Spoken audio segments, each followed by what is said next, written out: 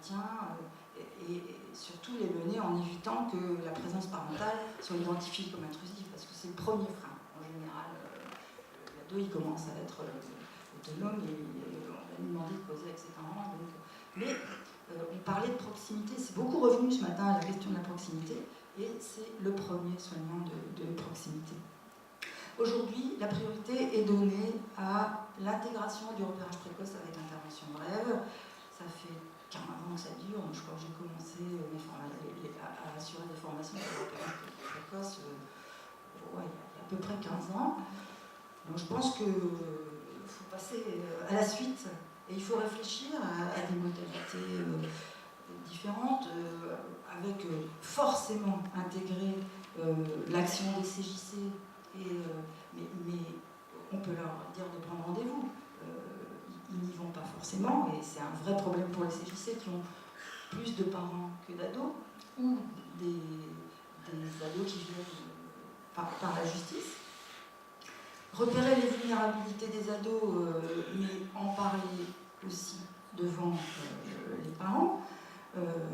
Développer les compétences parentales, on a déjà parlé, surtout favoriser la communication parent-ado. En fait, c'est rompre l'isolement de chacun et susciter les solidarités. Donc, moi, je me souviens aussi, on a fait une journée à dictopsie dans la métropole lilloise, et le médecin des urgences disait mais c'est dommage, quoi, les ados qui viennent hospitalisés aux urgences pour une ivresse, il n'y a pas d'évaluation psy après.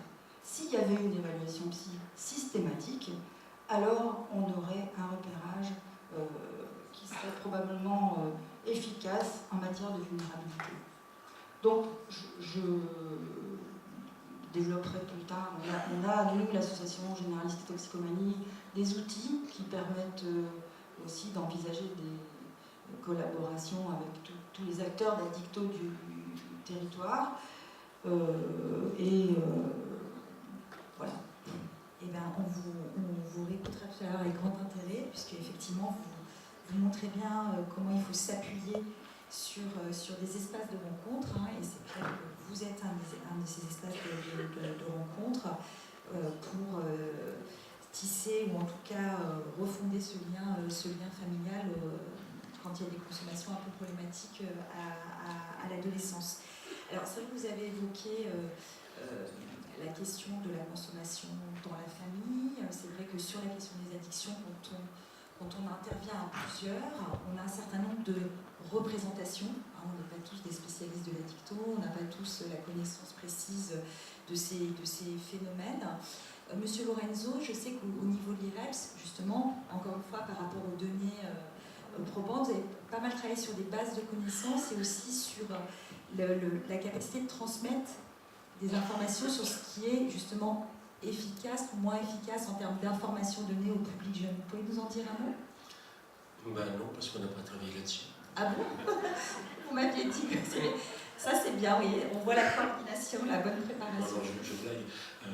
L'IREPS n'a effectivement pas travaillé. L'IREPS était associé à un groupe de travail en 2015 et jusqu'en 2016, à l'initiative à l'époque de l'ARS Picardie, qui avait financé une loi internationale de promotion pour la santé, d'éducation pour la santé, l'UPES, qu'il avait financé pour établir un certain nombre de dossiers de connaissances, effectivement sur les thèmes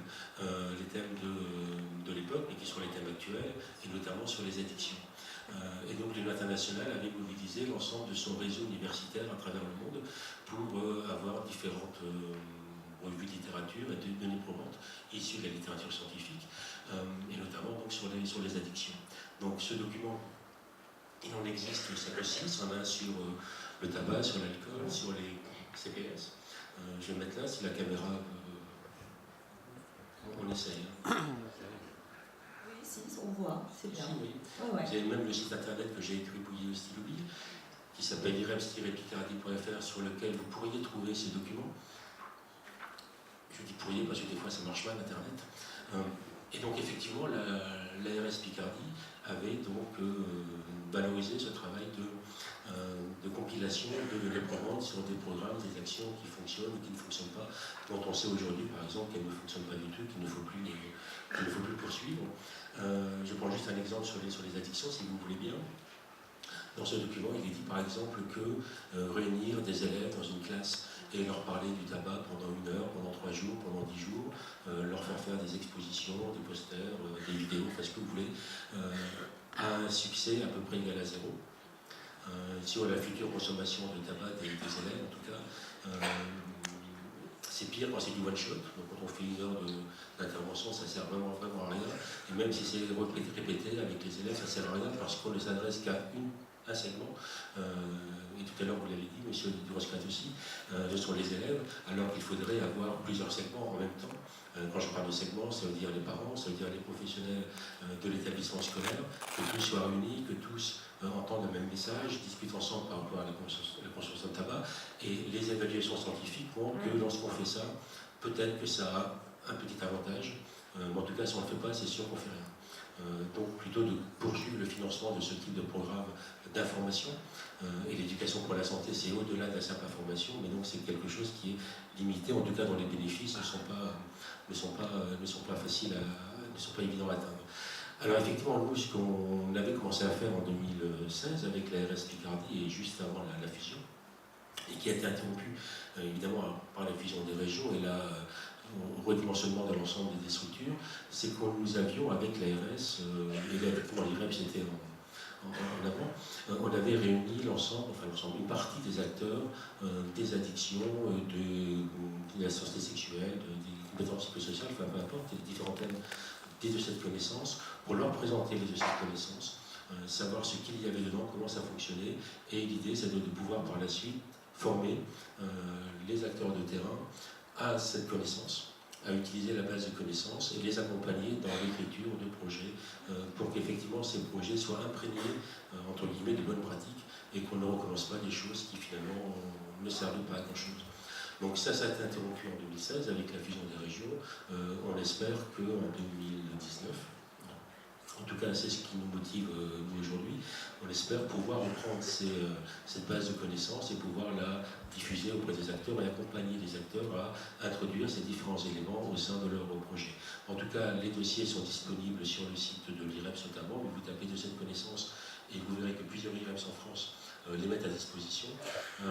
C'est intéressant. La limite majeure à cette production intellectuelle, c'est que d'abord c'est une production intellectuelle basée sur des revues de littérature et qu'on ne rentre pas vraiment dans des actions spécifiques, on ne rentre pas dans les boîtes noires, donc ça c'est un premier problème. Le second problème, c'est que cette littérature qui a mobilisé l'ensemble des universités sur la planète est une littérature qui est essentiellement anglophone et qui s'adresse à un contexte anglophone. Et ce qui se passe dans les pays anglophones n'est pas forcément ce qui se passe dans les pays francophones, a fortiori en France, ce qui veut dire qu'au-delà même de la transférabilité, il y a une adaptation au contexte qui est nécessaire. Tout à fait. Alors justement, dans cette adaptation de contexte, en tout cas, ce qui est intéressant à travers les travaux que vous avez menés et qui sont aujourd'hui partagés, et la plus-value des données probantes, c'est qu'on peut tous, à des places différentes, institutions, l'éducation nationale, j'en parle parce qu'effectivement, malheureusement, la conseillère du recteur n'a pas pu être avec nous, mais elle aurait pu elle-même témoigner de ce que ça a aidé à apporter vis-à-vis de l'éducation nationale, notamment avec la mise en place du parcours éducatif en santé, c'est-à-dire cette notion de temporalité, le fait de ne pas être que sur des informations simples. Voilà, d'ailleurs, en gros, sur ces modèles, ces processus d'implantation de programmes, quels sont ces facteurs, parce que vous avez beaucoup parlé de démarche qualité, dans la question de l'efficacité de ce qu'on fait, parce que très souvent, c'est vrai qu'on peut avoir des sentiments de découragement en disant la prévention, ça ne fonctionne pas, ça ne sert à rien, c'est pas efficace. Donc, on voit aujourd'hui que ça peut l'être à partir du moment où on respecte un certain nombre de points de passage. Et qu'est-ce que vous pouvez nous dire de ça ? Alors oui, sur le contrôle qualité, est-ce qu'on peut dire, alors, partons par exemple du programme Unplugged, je je parle de ce programme parce qu'on l'a récemment évalué, donc on va publier les données de cette évaluation début 2019. Donc comme je vous l'avais dit, on mesure des indicateurs finaux. Alors, bon, tout ça est normalement sous embargo, mais bon, grosso modo, il y a quand même des effets sur l'ensemble des produits en prévention d'expérimentation et également réduction des niveaux de consommation, donc, côté réduction des risques. On voit que c'est effectivement lié à des augmentations de compétences, à des corrections de croyances normatives, etc. Donc, ce qui vient valider le modèle d'intervention, très bien, parce qu'on a bougé ces éléments-là qui, au final, ont des effets sur les consommations. Et puis, donc, le troisième élément qu'il faut toujours mesurer, c'est les questions de mise en œuvre. Effectivement, quand on regarde nos données, les effets apparaissent pour les élèves qui ont reçu au moins 10 sessions. Voilà, très clairement. 10 sessions qui durent combien de temps? Sur 12. C'est des sessions d'une heure, à peu près, qui sont délivrées aux élèves. Voilà. Donc on voit ici que il faut quand même garantir un certain niveau d'intensité, que le programme se déroule progressivement, donc il y a un certain nombre de compétences, et comme on l'avait dit, elles s'équilibrent les unes les autres, donc ça veut dire qu'il faut avoir travaillé ces différentes catégories de compétences aussi pour obtenir des effets. On peut penser également, mais il y a moins de travaux là-dessus, mais ça commence à se développer, et c'est pour ça d'ailleurs que ça commence à intégrer bien l'éducation nationale, c'est qu'il y a un impact important sur le climat scolaire, sur la façon dont les individus interagissent entre élèves et puis entre professeurs et élèves. Donc on peut imaginer aussi qu'il faut ce temps-là pour construire une dynamique de groupe, et également apaiser le climat de classe. Voilà, donc en termes de qualité d'implantation, demain, quand une plug, par exemple, va se déployer, c'est ce qui est déjà en train de se faire, au regard de ces données-là, on a envie de se dire, effectivement, il faut vérifier la dose d'intervention qu'ont reçu les élèves, parce que la réponse en termes de prévention est dépendante de la dose, effectivement, qu'ils ont reçue. Bon, alors, un autre exemple, quand on a été au début de l'évaluation de ce programme, qu'on a été dans les classes, etc., je me souviens d'une session où finalement il y avait un certain nombre d'étapes qu'il fallait faire, c'est-à-dire qu'il fallait discuter d'un certain nombre d'arguments contre le tabac, mais ils devaient être sélectionnés au préalable, et ensuite ils devaient être discutés dans le cadre d'une session de discussion, et ensuite il devait y avoir un débriefing, etc. Alors tout ça n'a pas été fait en amont, donc dans le cadre d'une discussion où certains devaient trouver des arguments pro-tabac, d'autres contre le tabac, il y avait un petit jeune un peu plus cortiqué que les autres qui avait trouvé un magnifique argument pro-tabac. Donc ça n'a pas pu être contrôlé en amont parce que ces étapes-là n'ont pas été faites. La discussion a duré beaucoup trop longtemps et c'est la sonnerie de la fin de classe qui a mis fin à la discussion, il n'y a pas eu le temps d'avoir des briefings. Et donc on a vu ce jeune homme aller porter la bonne parole dans tous les couloirs et la classe non. Voilà. Donc ça c'est un exemple d'effets potentiellement contre-productifs qu'on pourrait avoir alors même que le programme effectivement montre des effets très forts sur l'ensemble des consommations, etc. Donc il est très très prometteur. Donc parfois le diable se cache dans les détails. Et alors après, effectivement, en discutant avec les animateurs, on s'est rendu compte qu'ils avaient eu une formation un peu tronquée, parce que notamment les heures qui étaient consacrées à l'animation, la dynamique de groupe, etc., n'ont pas pu être délivrées. Donc mauvaise maîtrise là-dessus du programme, et puis si finalement ils se sont fait reformer, et là aujourd'hui ils ont une très belle maîtrise du programme avec des effets extrêmement intéressants. Voilà. Et donc ça, ce sont des exemples où on voit bien que, effectivement, en termes de qualité, il y a quand même des éléments qu'il faut garder constants dans le programme pour garantir son efficacité. Et donc c'est pour ça aussi qu'il faut qu'il y ait une certaine structuration de ces programmes, qu'il doit y avoir des manuels qui sont mis à disposition des professionnels, que la formation doit être faite au rabais et qu'effectivement il y a vraiment une importance à donner sur ces questions de formation. Et puis, il faut savoir qu'on est avec des jeunes, on est dans de la dynamique de groupe, et donc là il y a des vraies compétences à avoir. C'est très facile de se faire déborder face à des jeunes ados quand on donne des informations.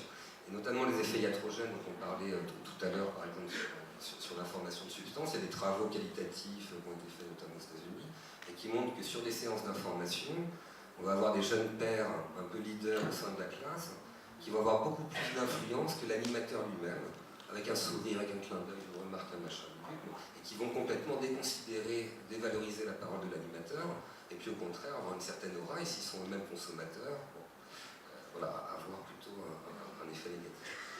Voilà, donc ça, ce sont certains critères qualité en termes de formation, de capacité à animer des groupes, pour faire la gestion de groupe, il faut avoir des vraies capacités d'animation, une structuration du programme et puis une dose donnée de programme aussi pour avoir de l'efficacité.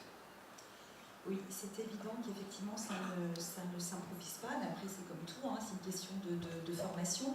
Ce qui est aussi intéressant dans ce programme, c'est comme tu le dis, c'est vrai que dans le cadre de la plateforme d'appui qu'on a mis à l'implantation de programme, il y a Unplug, mais pas qu'Unplug, il y a d'autres, on voit aussi, et comme vous le disiez Monsieur Lorenzo, la nécessité d'adapter les contenus, hein, puisque pour une partie, pas pour tous, de ces programmes, ils viennent effectivement d'autres pays, donc il faut s'adapter au contexte français.